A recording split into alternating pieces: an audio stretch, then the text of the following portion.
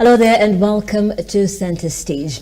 Now when we talk about non-communicable diseases, then lifestyle then comes into play just right after it. And the big question has been, are all non-communicable diseases caused by the way we live our lives? Or are some of the non-communicable diseases then genetic? We have all your answers right here in studio this evening. With me on set is Dr. Florence Kelly, consultant physician and endocrinologist. It's a mouthful. Thank you. It's going to take us some time to learn, but welcome to the program. Thank you, Nelly. And we have touched base on non-communicable diseases. So just for us to paint the picture, give us a list of the non-communicable diseases. So I'd look at them in terms of what is common and what is becoming common. Okay. So the common non-communicable diseases include cardiovascular diseases, diabetes, hypertension, and cancer. Right. However, there are others. There are neurological diseases, there is mental disease, there are movement disorders, and we also have substance abuse and kidney disease, which also falls into cardiovascular disease, and people who have diabetes are also affected by chronic kidney disease. Right. And the big question would definitely be, there are many people who are born in families where many people have their parents are diabetic, and so they end up having diabetes. So the non-communicable diseases, are they genetic? Okay, there's a lot of factors that come into play when you talk about non-communicable diseases. Right. There is adjustable factors, which includes the diet, health style, living styles, and then there is the non-adjustable factors, which include age, genetics, ethnicity, what will affect a person of color. Sorry to use those words. But an African will not affect an Oriental or a white person. Right. So there are those differences. Oh, so ethnicity comes to play in that sense. Yes. Okay, so we can't say that genetics causes, there are a lot of factors that come to play then. Yes, there are many factors, because as you age, you realize that you tend to find that people get sick.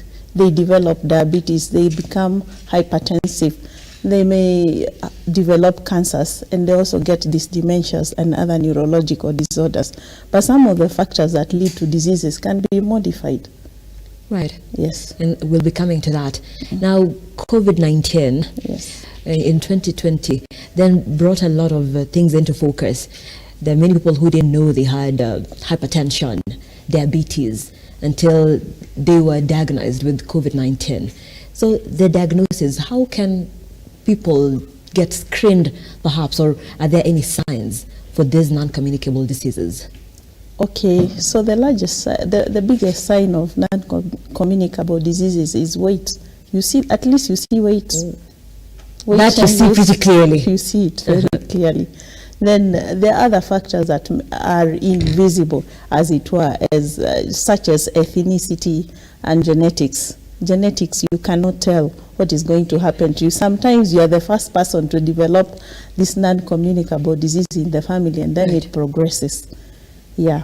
So that is a sign. Yes. And are there others that perhaps are not very visible, but are feeling sickness in some way that you can be able to tell? Yes, you can tell when you're going along the wrong path, because people with non-communicable diseases will have that sort of sign. You are more fatigued, your focus is reduced, and of course you gain the weight. Right. Yeah. So weight is very significant. It's very significant. So hence the reason why it's important for us to ensure that we have a healthy weight. Yes, it's good to maintain a healthy weight, and above all, it's good to engage physically. How do you engage physically? You can exercise at home and at workplace, and you create targets. how do I want to exercise? How many times do I want to exercise? And then the exercise depends on the age. Younger people are expected to exercise for a longer period in a day. The older ones, you give them a target of 30 minutes in a day, every alternate day. That amounts to about 150 minutes to 200 minutes in a week. Oh. Yeah. So depending on age. Yes, depending on age and also physical ability. A person who has got challenges physically will need to do this kind of exercise as directed and for this duration of time. Yeah. Okay. And when we talk about fitness, then gyms can be expensive. Yes. So are there other exercises that we can do which don't necessarily cost us a lot of money? There is a very simple way of tackling that problem of exercising. You can walk home from work, and you can also walk to work.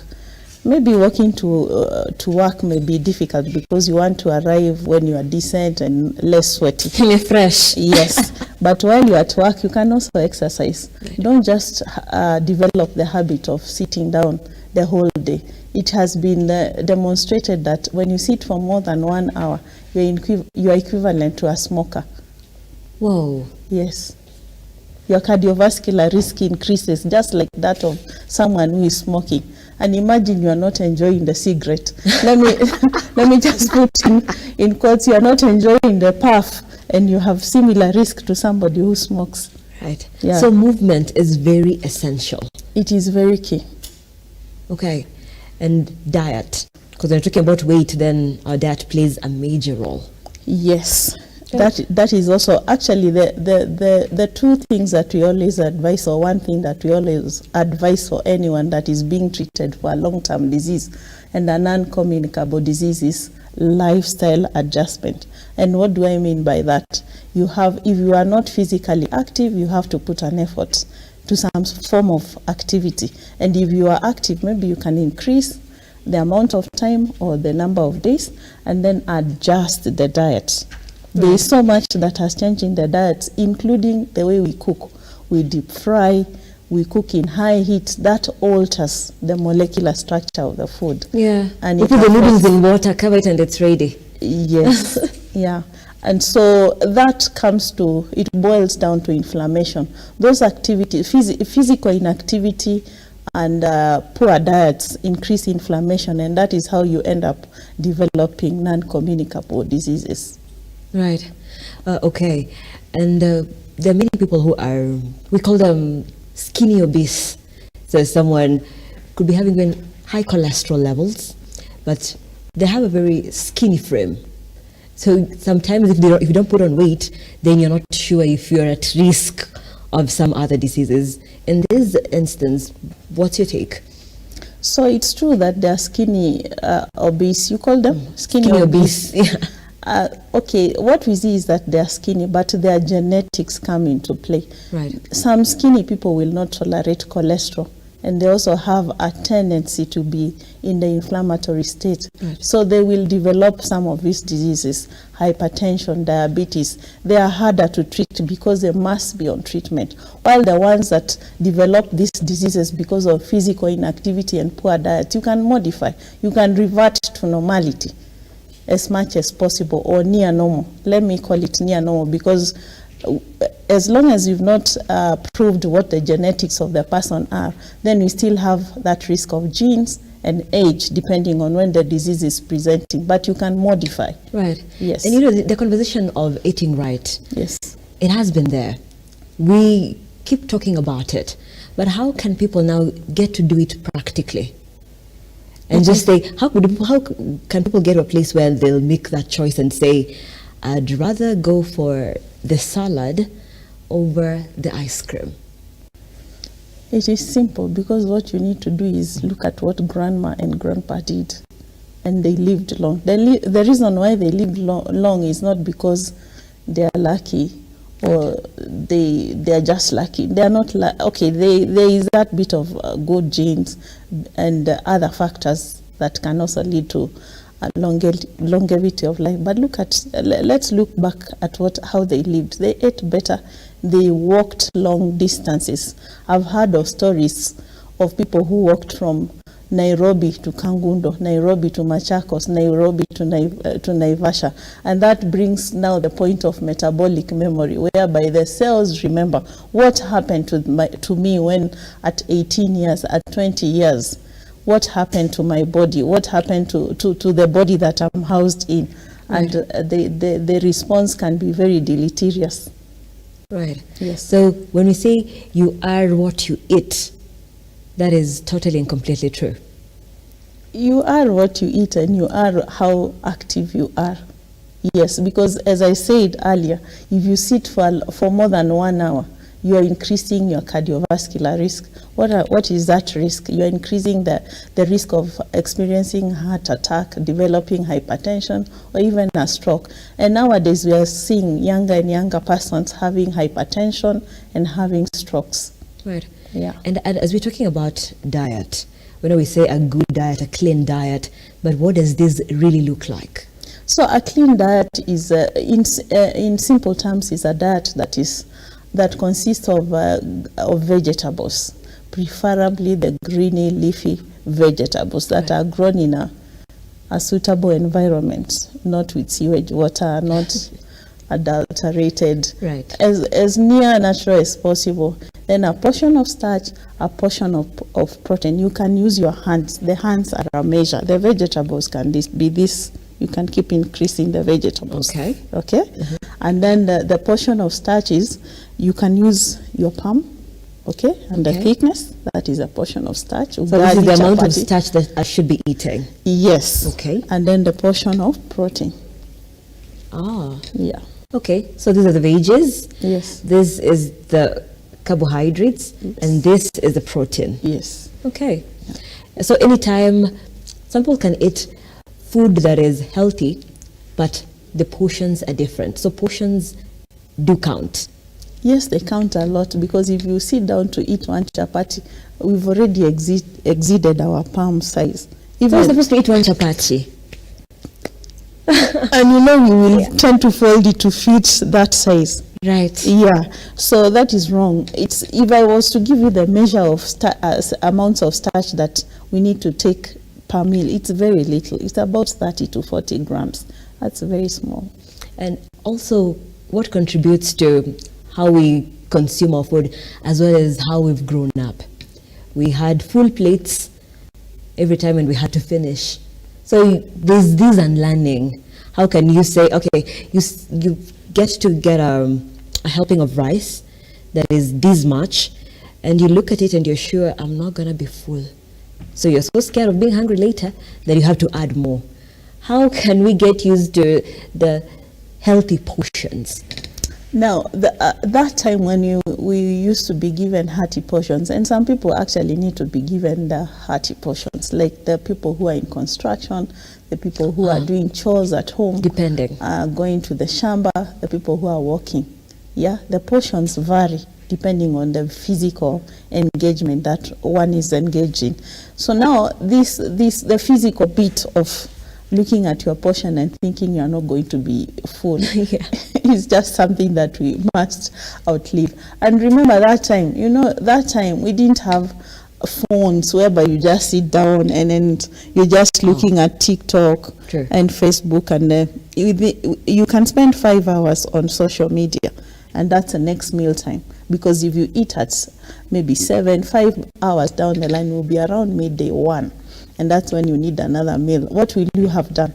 At the time when we used to eat those portions, kids would run outside to go and play.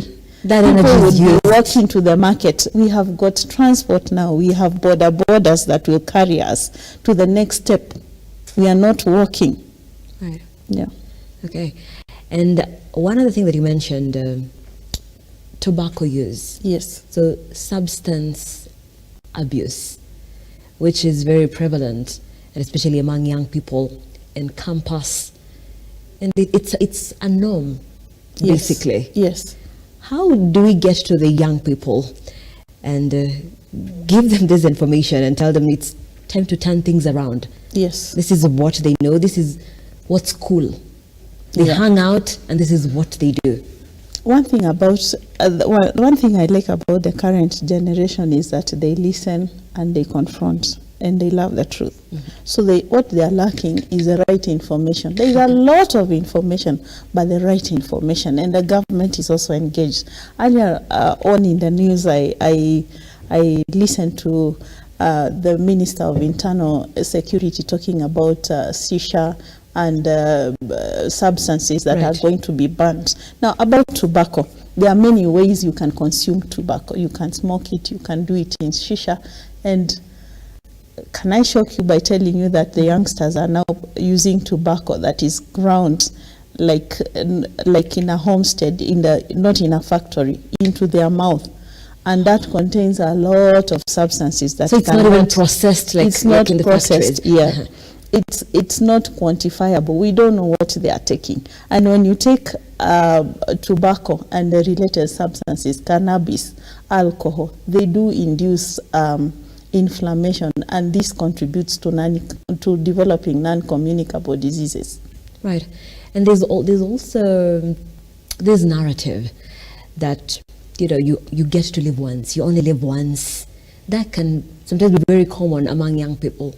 So sending this message can be a little difficult. So do you think that still we keep talking about this, and then it will click that change in their minds? You see, the thing is, yes, you live once. There is no person who has lived more than once unless you reincarnate. You reincarnate. But the thing, what I like to talk about is, how are you going to walk to the grave?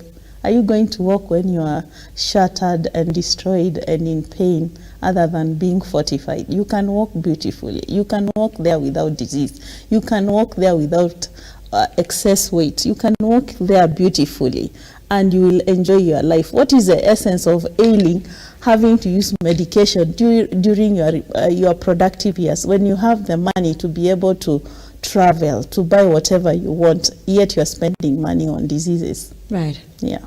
And still on the substance abuse, alcohol. And in every alcohol advert, when it ends, there's that caution there. Excessive alcohol can be harmful, not for persons below the age of 18. So there's that precaution that is put right there. So then, how much alcohol is too much? Okay, there are portions of alcohol which I may not really remember right now. Right. But I know for wine, you take 1 glass per day for a woman, and for a man is 2 glasses per day, not per meal. Yeah, It's per day. Because the problem with alcohol is that it excites one of the systems in the body that is involved in controlling blood pressure and other factors in the body. And when it alters this system, the sympathetic system, you have a rebound effect. First of all, you lose so much water, so you go into a state of hydration. So when the sympathetic system is excited, then you have a rebound of high blood pressure. And high blood pressure is a mother of so many things down the line. And above all, alcohol also damages your liver, because that is where you're going to be digesting it. Right. So if you consume your liver when you are 28 years old, how are you going to live when you're 50? Good question. Right, and there is the crackdown across the country for illicit brew. So do you laud the government for this move? You think it will save a lot of us for the near future? I do support the government in that intervention, because whatever you do, you have to do it in moderation, and you have to take the right substance if there is anything like that. And I do believe alcohol is regulated, and we have brands that have been tested, and the government releases them. The Kenya Bureau of Standards will release a substance that is safe. Now, the next thing is to moderate the intake. So the illicit brews, you don't know whatever is contained in the substance that you are taking. And besides, we are eroding on the number of youthful people and young adults, people's parents. Then how shall we live without those people? Right. Yeah. And the screening of the non-communicable diseases, hospitals, maybe tell us about the numbers of people who are admitted or come for screening for non-communicable diseases. So the number of people that come for screening of non-communicable diseases are dismal. Most of the people who go to the hospital are seeking care. 98% of the people, they are seeking treatment. And this is where the problem is, because about 46% Kenyans live below the poverty line, and they pay out of pocket for health care. And this is unaffordable, it's unsustainable. So the key thing is to do is just go for screening. Go for screening as soon as you hit 40 years of age. If your weight is in excess, go just have a blood pressure check. It's the thing that they do when you walk into a clinic. They will take your blood pressure, and you're going to be able to know, am I safe, not safe? And a blood pressure doesn't cost much. It's about 100 or 200 shillings, and it is available in our public institution. It's not as expensive, so you can begin by doing that. And you know, when you are in a place, a gateway, places that you go to are a gate, not the physical gate, they are a gateway. So when you are in a healthcare facility, you are likely to hear other things that you need to be cautious about. Right. Yeah. So you're advising for the numbers to increase, people should seek more screening. Yes. So screening is better at prevention of non-communicable diseases, other than going for treatment, because these non-communicable diseases do not have a cure, and they lead to functional disabilities, inability to operate, and organ failure, which is another expense. Because if your kidneys are failing, you need to be dialyzed, you need to have a transplant. And when you get the transplant, we need to maintain that organ in your body. It's expensive. Right. Yeah. So, and as we close, you know, diet is a very big challenge. It's just having a healthy diet. As we can, when we look around, fast food joints, good business, fast growing, and our lifestyle as well, how we work, we do long hours. Look at us still here at this time. We do long hours, so it's easy to eat fast food than it is to get home and get my fresh vegetables and get my fish, start cooking. So it's easier when we purchase food that is from the fast food joints. So then it's a dilemma. How can we make this change and just realize that we can say no to this for the future? Yeah, as I said, information is key. Information. Missing a dinner, unless you have ulcers, you can't stay without dinner. It's an advantage. Your stomach needs to rest on certain days. I'm not saying, Nelima, you starve yourself. So that's one option. The other thing is that you can carry your food at home. We can cultivate the culture. And I like the government for bringing up matters in relation to health, cracking down the centers of illicit brews and substances. We can also engage in terms of sensitizing the population, what to eat, not to eat, and also crack a whip on these fast food places. Right. Yes. And also just keep having conversations like this. Yes. Thank you so much, Dr. Florence Kelly, consultant physician, endocrinologist. Very much appreciated. And that has been our conversation tonight. We're talking about ways to manage lifestyle diseases, and these are the non-communicable diseases. Across Facebook, Sami Kurgat says he is tuned in, and Oyando Wycliffe says, good evening, watching live from 045 KC branch, and Curtis Otieno says he is watching. Duncan Orondo says he is loving the show. We appreciate all your feedback, and let's keep the conversation going across all our social media platforms. Let's get healthy as a nation. At Look Up TV on Facebook, Look Up TV on Twitter, and Look Up TV on our YouTube channel. I am Nancy Nelima. Our sign language interpreter for tonight was Felista Adundo. Have yourselves a pleasant evening. Good night and enjoy the weekend.